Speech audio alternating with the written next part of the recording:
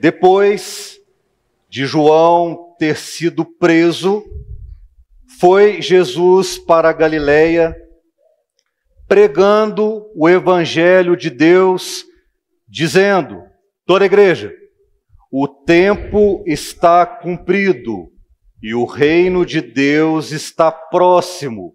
Arrependei-vos e crede no Evangelho. Amém. Vamos orar mais uma vez, irmãos. Feche seus olhos. Deus eterno, nós oramos a Ti nesta hora. Em nome do Teu Filho Jesus Cristo, este nome que é sobre todos os nomes, oramos e já pedimos nessa hora para que o Espírito Santo, Senhor, em toda a ministração desta palavra, nos auxilie, nos dê graça para transmitir esta palavra que de fato, ó Deus, é fortalecimento para a nossa vida, é admoestação, é alegria para os nossos corações.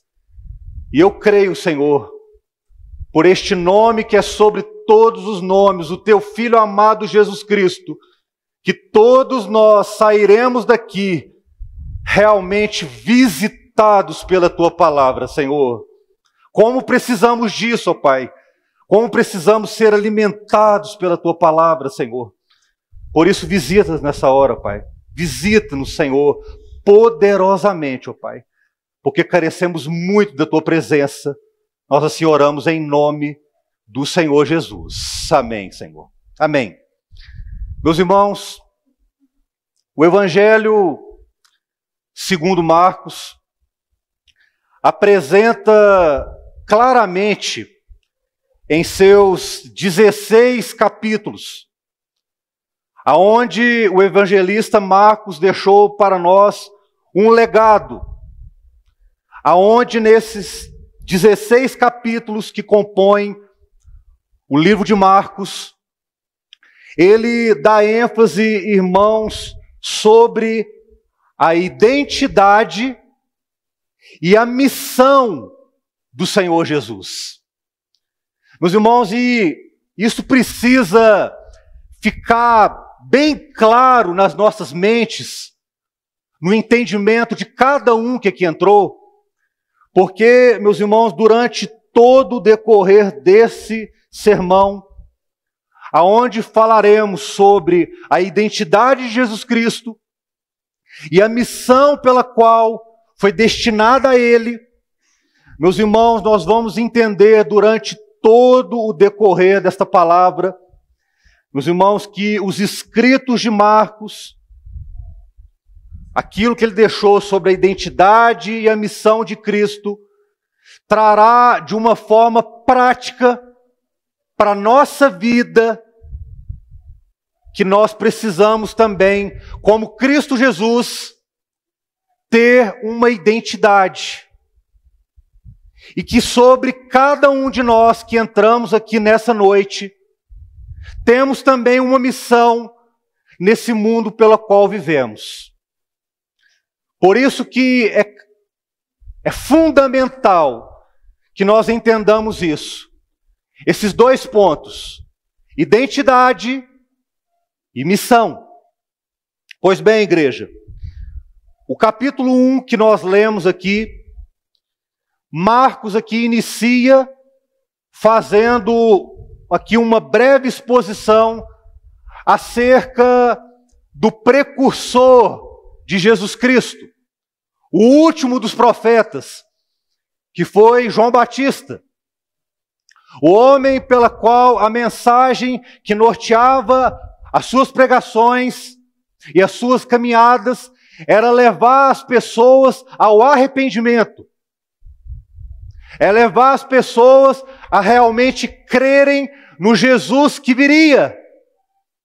Que até aquele momento da época de João Batista ainda não havia vindo, mas ele pregava e falava, e em todo momento o intuito da sua pregação era levar as pessoas a Cristo Jesus.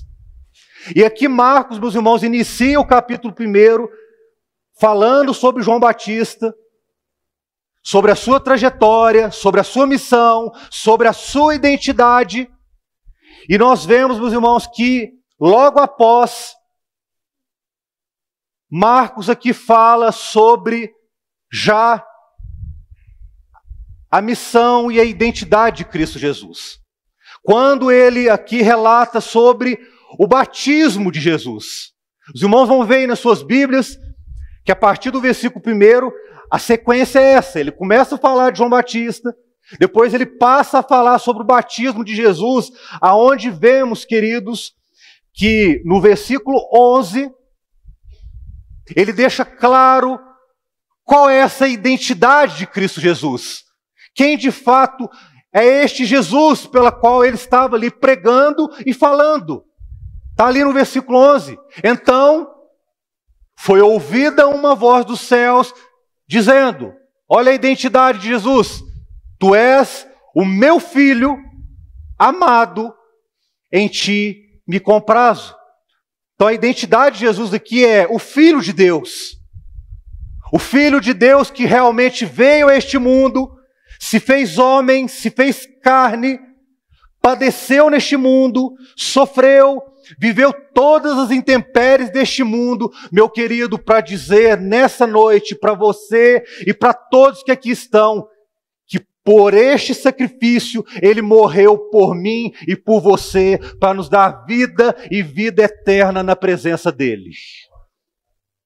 Para nos alcançar, igreja.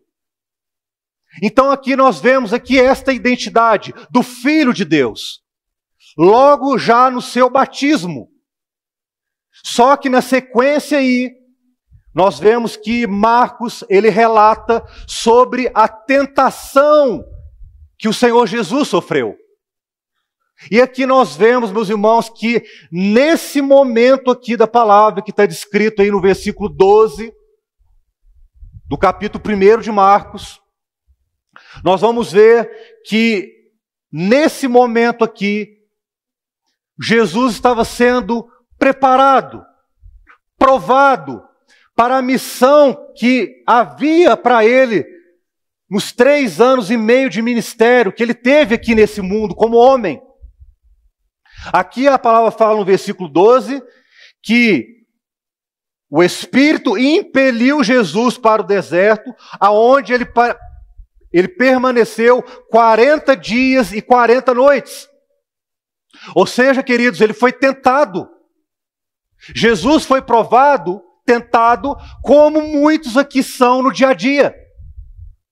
Como muitos aqui passam tribulações, situações, lutas, aflições. Meus queridos, logo de cara aqui, Jesus aqui deixa para nós aqui um exemplo e um encorajamento para nós. Meu filho, minha filha, se você sofre, se você é tentado, se você passa provações nessa vida, meu filho, minha filha, não temais, porque eu também fui tentado e eu venci. Louvado seja o nome do Senhor. E vós também podereis vencer em mim. Jesus aqui, meus irmãos, quando ele deixa, e Marcos aqui descreve esse relato aqui sobre essa tentação de Jesus, é para dizer para nós que do mesmo modo que Jesus havia uma missão, um ministério pela qual ele exerceria, e essa era a grande missão de Jesus, e nós vamos ver que grande missão é essa, e porque essa identificação dele como Filho de Deus traz sobre ele toda esta carga deste projeto, desta missão gloriosa que ele tem a operar na nossa vida. Meus irmãos, mas o aprendizado é o seguinte: você também, meu irmão, você que está me vendo aqui, há uma missão também para você. Há uma identidade também que você precisa ter. E nós vivemos atualmente, irmãos, num mundo que ele quer simplesmente tirar a identidade das pessoas. E quer desvirtuar na mente das pessoas a missão pela qual Deus chamou elas. As pessoas hoje vivem um dia após o outro e não procuram saber sobre a identidade pela qual pertence a ela e a missão que Deus destinou para ela. As pessoas vão simplesmente vivendo. Passa domingo, entra mês, passa mês, e tudo fica a mesma coisa, o mesmo jeito. E o que vemos, irmãos, é as pessoas não se perguntarem e refletirem dentro de si: quem sou eu? Quem de fato sou eu? Qual é a missão pela qual Deus me chamou? Por que eu vivo nesse mundo? Por que os dias passam? As horas passam? Por que eu vivo certas situações? Por que eu tenho uma família, um lar, marido, esposa, filhos? As pessoas não têm realmente a curiosidade e realmente o desejo em seus corações de entender isso. Por que eu estou aqui? Qual é a minha missão? Por que Deus me chamou? Qual é o propósito que Deus tem na minha vida? O que Deus tem a realizar em mim? O que eu posso fazer para agregar para o avanço do reino, para ser usado nas mãos de Deus? Meus irmãos, neste sermão, nessa noite, nós vamos entender isso. E o desejo do Senhor é que nessa noite, cada um de nós que aqui entramos, e que estamos ouvindo esse sermão, temos aqui, no capítulo 1 de Marcos, versículos 14 e 15, meus irmãos, relata aqui o primeiro sermão de Jesus, que é, de fato, meus irmãos, um sermão que impactou já muitos corações ao longo da história. De fato, meus irmãos, é a principal mensagem da Bíblia. Se você não entender esta mensagem, esse sermão, você não vai conseguir entender nenhum sermão. Você pode vir aqui, meu irmão, todos os domingos, todos os sábados, pode ir em outras igrejas, em outros locais. Meu querido, se você não entender este sermão, você não vai entender o conteúdo rico e glorioso que existe na santa palavra de Deus. Porque esta mensagem que Marcos relatou aqui é a mensagem central da Bíblia. E há nela, meus queridos, princípios básicos, para que você tenha uma vida cristã saudável diante de Deus, uma vida de intimidade com Deus, uma vida, meu querido, de uma relação intensa com Deus. O que vemos hoje é pessoas falando de Deus. Muitos falam de Deus. Muitos clamam a Deus na hora do aperto. Ou quando estão precisando de alguma coisa, de uma porta de emprego, né? Quando precisam que as coisas melhorem financeiramente, ou quando precisam de uma bênção de saúde física, as pessoas lembram de Deus, pedem a Deus socorro. Mas, meus queridos, relação de intimidade com Deus vai muito além de você procurá-lo só nos momentos que você precisa. Relação com Deus, meus queridos, vai muito além. Sabe por quê? Porque o preço que foi pago na cruz também foi muito além. Deus entregou o seu próprio Filho. Quem de nós aqui entregaria o seu próprio filho a uma morte terrível de cruz? Pergunta aos pais aqui presentes. E aqueles que serão pais também. Você entregaria o seu próprio filho à morte, irmão? Se o seu próprio filho, se Deus requeresse a morte do seu próprio filho, você o entregaria? Tenho certeza que não.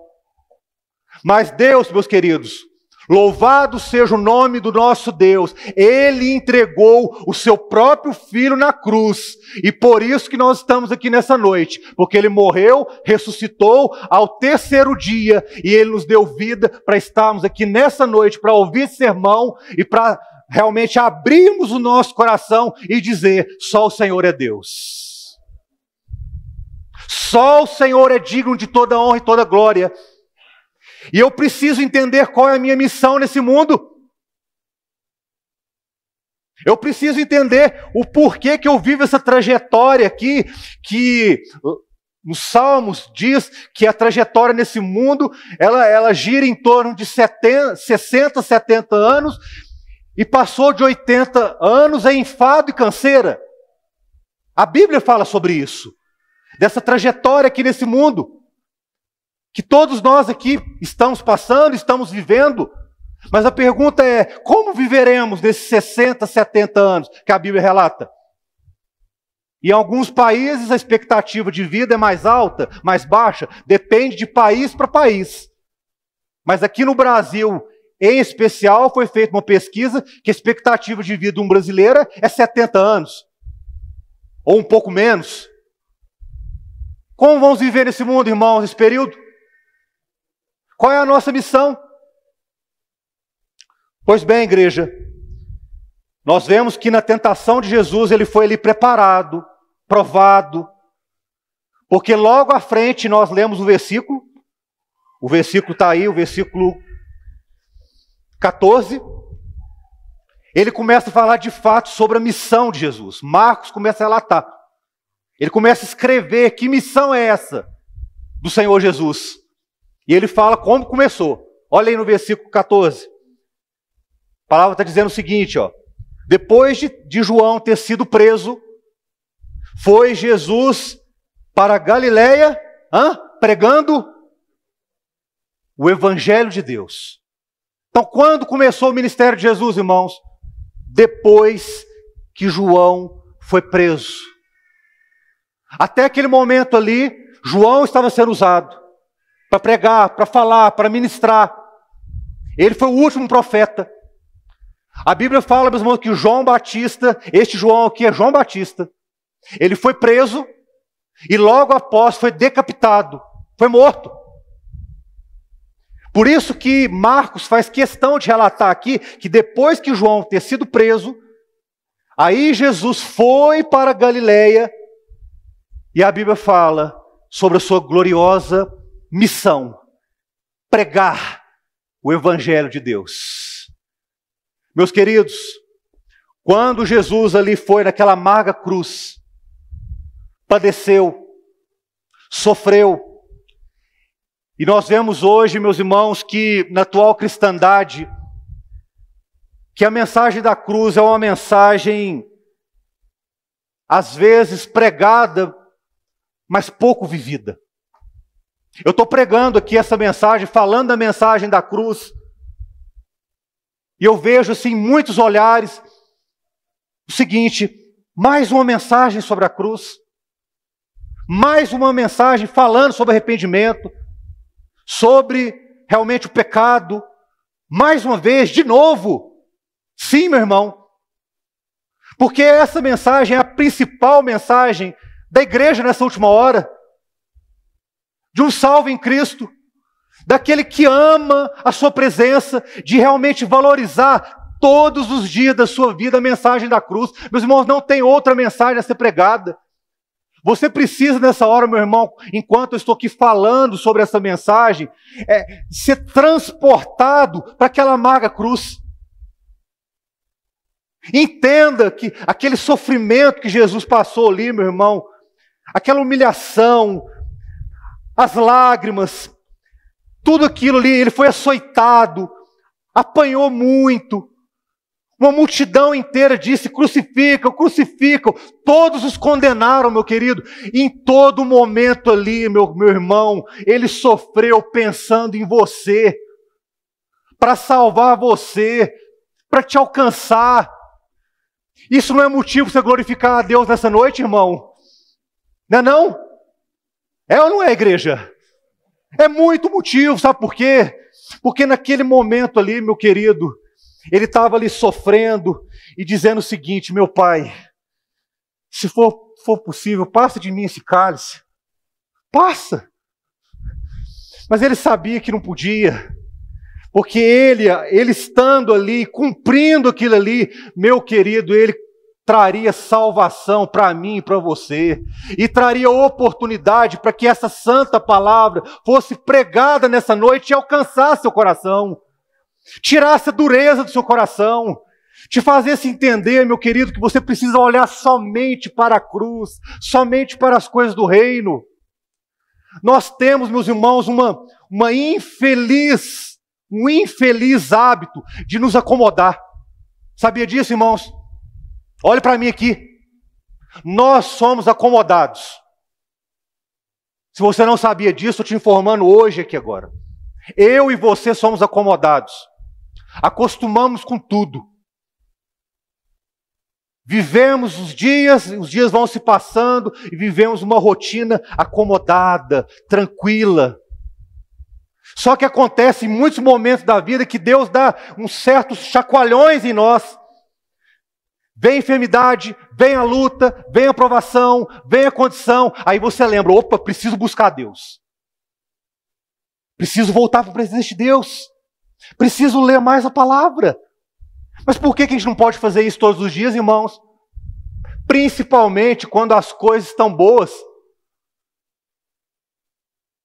Meu querido, é muito fácil você viver e estar feliz e agradecer quando tudo está bem.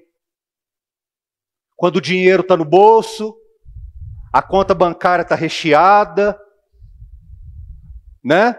Família está com saúde, está todo mundo bem empregado. É fácil levantar a mãozinha e dar glória a Deus. E agradecer a Deus na hora que as coisas estão ruins. Na hora que a dificuldade bate na sua porta. Meus queridos, essa noite, essa mensagem, esse primeiro sermão de Jesus, foi no sentido de levar as pessoas ao arrependimento e à fé. Nós precisamos, meus irmãos, exercitar mais a fé. E realmente pedirmos a Deus que nos tire do comodismo espiritual. Existe isso, viu? Comodismo espiritual. Nós passamos dias e dias, e em muitos momentos as pessoas conseguem passar um dia, uma semana, até um mês sem orar, sem ter uma conversa com Deus. Meus queridos, quando o Marcos aqui relatou acerca deste sermão, foi para pregar o Evangelho de Deus. E eu quero dizer para os irmãos aqui nessa noite, este sermão está sendo pregado e é o Evangelho de Deus para a sua vida, para te restaurar, para te levantar, para te encorajar nessa noite, irmão. Para você sair daqui realmente glorificando a Deus e dizendo: a minha missão é pregar esse Evangelho também e dizer: o Senhor Jesus está vivo para todo sempre. O Senhor Jesus reina na minha vida. O Senhor Jesus governa a minha vida e a minha família. Jesus governa o meu trabalho. Jesus governa todos os meus passos. E eu preciso anunciar esse Evangelho para outras pessoas também. Meus irmãos, este Evangelho está sendo anunciado nessa noite.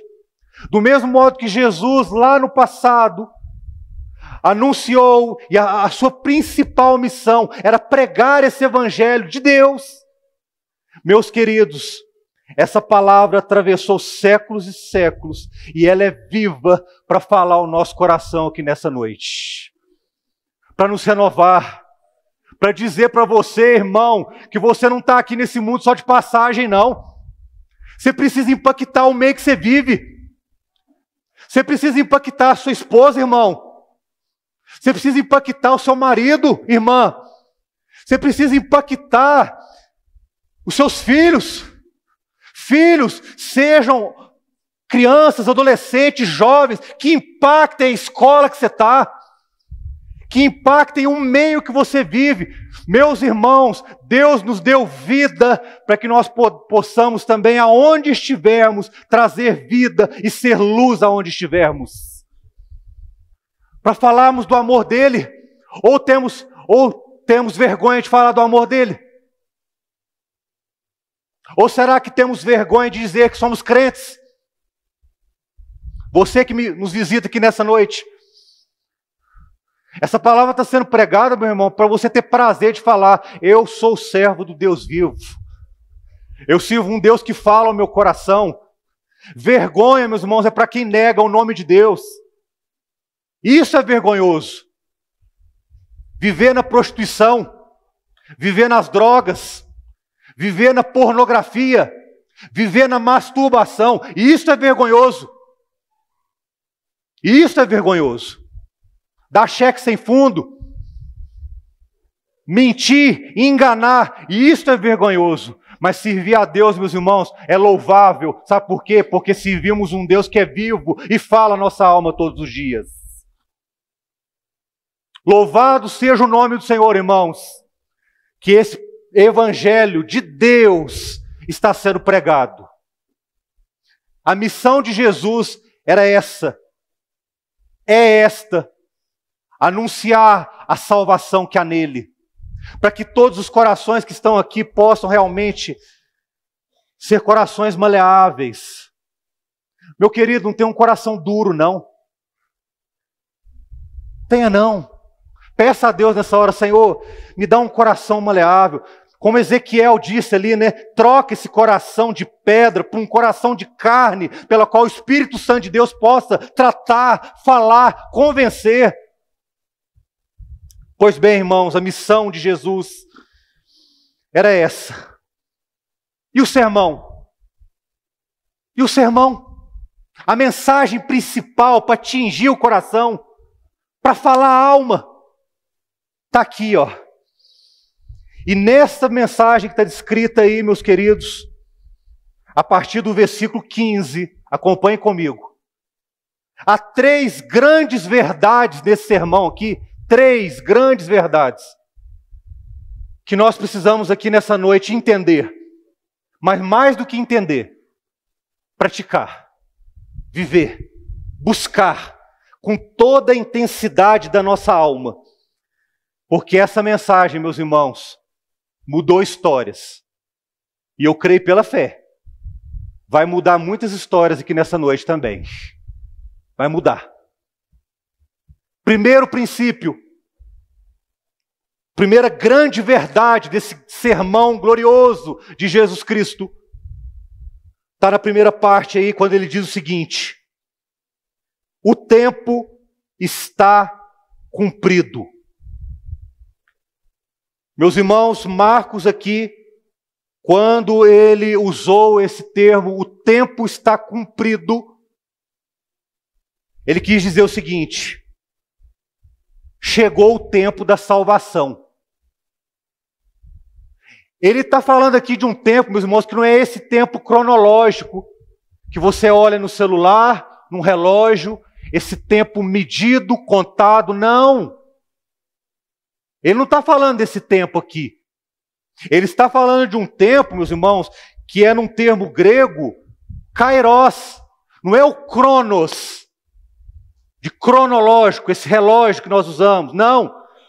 Mas ele está falando de um tempo, kairos, que é um tempo de Deus. Então quando ele diz aqui, o tempo está cumprido, ele está dizendo assim: o tempo de Deus está cumprido. Ou seja, meu irmão, glorifica o Senhor nessa hora, sabe por quê? Porque o tempo oportuno para a proclamação da salvação já se cumpriu e está sendo proclamado aqui nessa noite também. Meu querido, esse tempo já foi decretado. Quando Jesus foi à cruz, meu irmão, ali ele disse: tetelestai, está consumado. A salvação está propícia. Ele está alcançando corações, meus irmãos. Ele tem os seus eleitos, os seus salvos. E só Ele sabe se você foi alcançado ou não. Mas cabe a você nessa hora: Senhor, fala comigo nessa hora. Eu estou orando a Ti, Senhor, porque eu quero pedir a Ti misericórdia.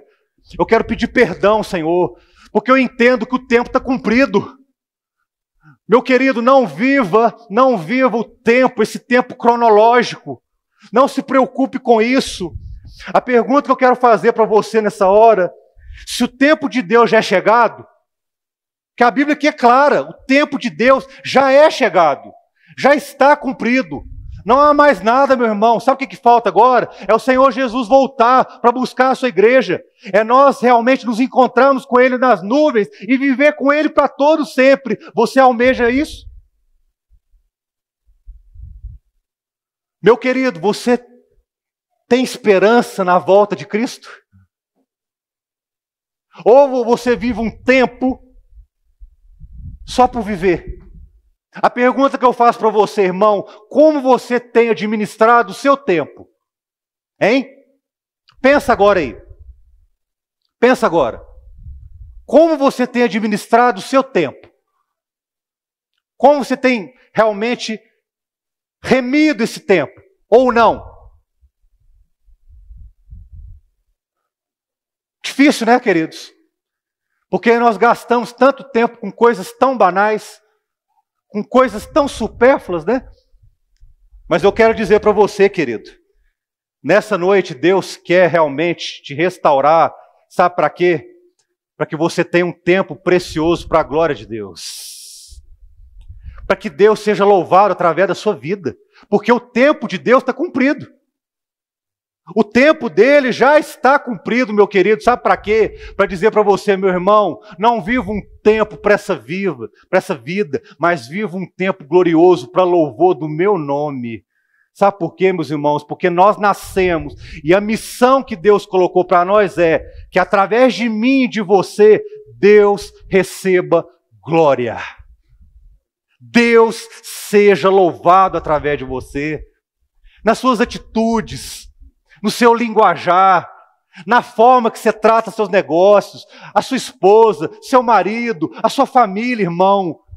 Como você tem tratado as pessoas? Hein? Como você é com a sua esposa, meu irmão? Irmã, como você é com o seu marido? Com seus filhos? Hã? Deus tem recebido glória através de você? O tempo já está cumprido. Bendito seja o nome do Senhor. Segunda verdade, que o sermão trata aqui, ó. Segunda verdade. E que está escrito aí na parte B deste versículo 15, perdão. É a seguinte: o reino de Deus está próximo. Meu irmão, quando aqui Marcos ele disse aqui, é para dizer o seguinte: o reino de Deus, ele entrou na história. Sabe o que é isso? É quando, meus irmãos, nós entendemos que tudo que fazemos ou ainda possamos fazer precisa ser para o avanço do reino e para que nós, em nosso coração, a esperança de estar na glória com o Senhor, ela não diminua 1 milímetro. A pergunta que eu faço para você: você almeja o céu, irmão, todos os dias? Hein? Você almeja? Você fala assim: ô Senhor, como eu queria estar no céu. Se você falar isso perto de ímpios, eles vão falar assim para você: ó, mas você está querendo morrer? Hã? Você é tão novo, tem uma vida longa pela frente. Eu já escutei isso no meu trabalho. Me falaram para mim: olha, Lucas, você está querendo morrer por acaso?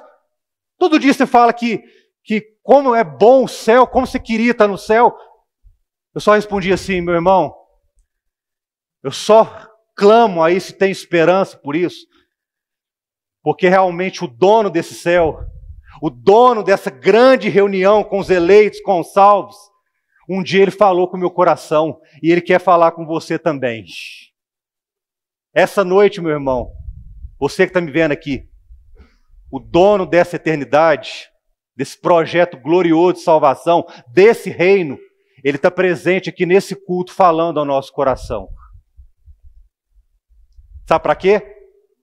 Para você ter esperança do céu. Você não pode perder isso não. Então, quando ele fala aqui, e o reino de Deus está próximo, ele está assim, irmãos. Jesus está às portas. Breve ele virá, com poder e grande glória. E os seus eleitos, os seus salvos, herdarão a sua eternidade para todos sempre. Ô, meu irmão, se isso não é motivo para você se alegrar nessa hora, nada mais é motivo. Sabe por quê?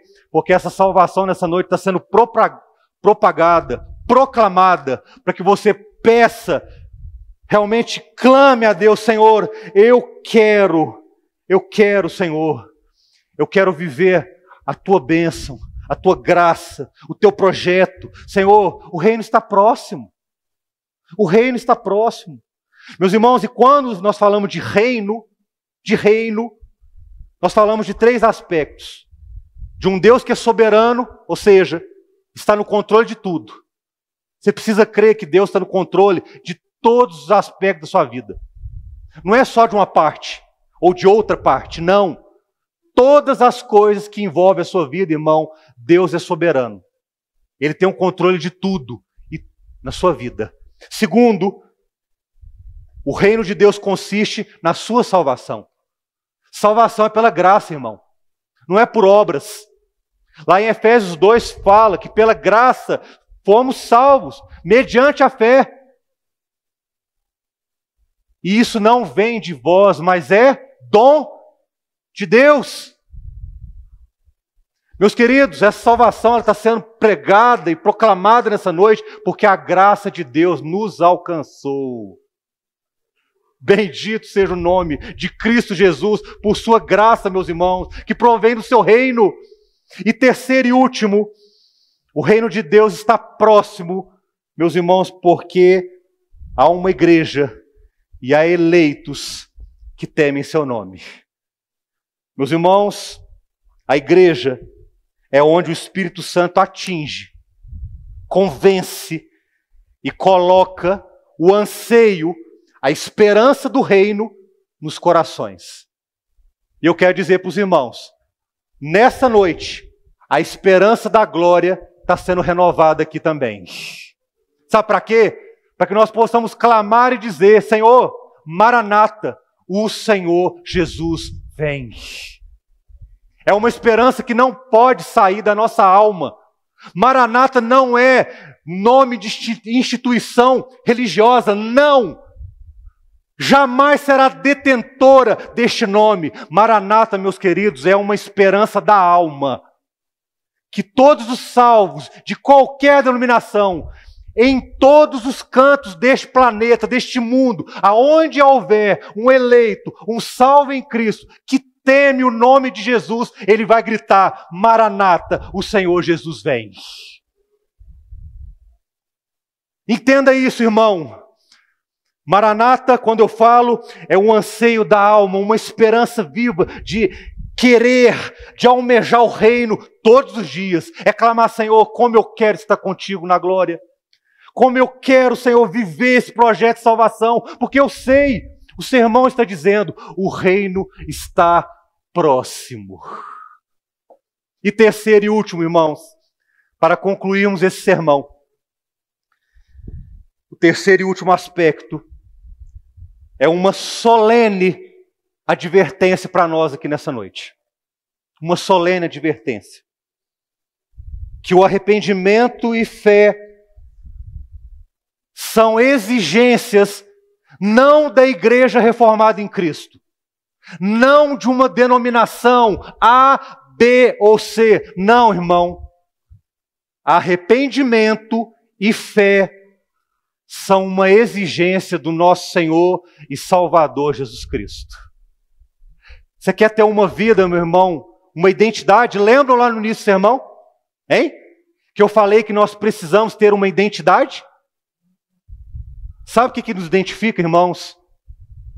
Quando temos um coração arrependido e temos uma fé salvífica em nosso coração. Se você se arrependeu verdadeiramente, irmão, se você realmente creu, e a Bíblia está falando aí, ó, o final do sermão, da pregação aqui, diz o seguinte, O tempo está cumprido, o reino de Deus está próximo, arrependei-vos e credes no Evangelho. Meu irmão, você precisa arrepender e crer. Mas pastor Lucas, é isso mesmo? É só isso? Não tem mais nada não? Eu não preciso fazer mais nada? Não, irmão. Se arrependa nessa hora. Creia no Senhor Jesus.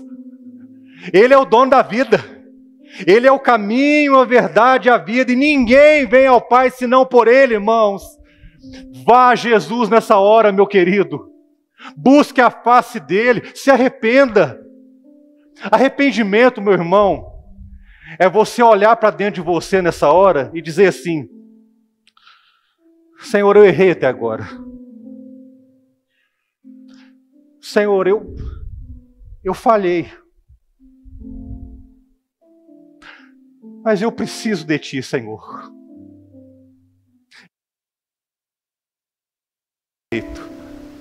Aí sabe o que Deus faz, irmãos? Ele nos pega, estamos andando nessa caminhada. Aí Ele vem e fala assim: olha, meu filho, por seu arrependimento, eu vou te pegar aqui, ó, e vou te pôr nessa caminhada que eu estou junto com você. E eu vou te levar para o céu. Irmão, a caminhada muda. Você estava andando para cá, se arrependeu, Deus muda a sua caminhada e te faz ter uma caminhada segura em Cristo Jesus, nosso Senhor. Arrependeu? Então creia. Crede no Evangelho. Creia nessa palavra, irmão. Ela é digna de toda a sua aceitação. Lá em Atos 3:19, Pedro pregou essa mesma mensagem para levar as pessoas a arrependimento. Olha lá, irmãos, arrependei-vos, pois. Irmãos, eu creio que essa palavra é tão viva, é como se Pedro estivesse pregando para nós aqui nesse culto nessa noite. É como se ele estivesse pegando em nós agora nessa cadeira que está sentado aí, irmão, e te chacoalhando e dizendo assim: arrependei-vos, pois, e convertei-vos para serem cancelados os vossos pecados. Meu irmão, Deus é tão poderoso que tudo aquilo que você fez até agora, Ele pega e lança no mar do esquecimento. Sabe por quê? Porque Ele é Deus que limpa os nossos pecados, faz-nos entender a sua salvação, e temos alegria e damos glória, aleluia, ao seu santo nome nessa noite. Para glorificá-lo, irmão, para dizer que Ele é a nossa vida, e que nós não podemos esquecer nenhum dia sequer disso. Se arrependa, irmão, e creia. Essa é a receita da salvação. Creia em Jesus Cristo, irmão, creia de todo o seu coração e se arrependa dos seus pecados. Os irmãos vão cantar um louvor nessa hora, e você peça ao Senhor: Senhor, eu entendi a mensagem, o tempo está próximo, o tempo está cumprido, cumpriu-se tudo, o reino está próximo, Senhor. Eu preciso herdar o céu, mas eu preciso me arrepender e crer. Se arrependa dos seus pecados nessa hora, irmão. Entregue sua vida diante de Deus. Deus é poderoso para fazer novas todas as coisas. Ele é santo. Ele é 3 vezes santo.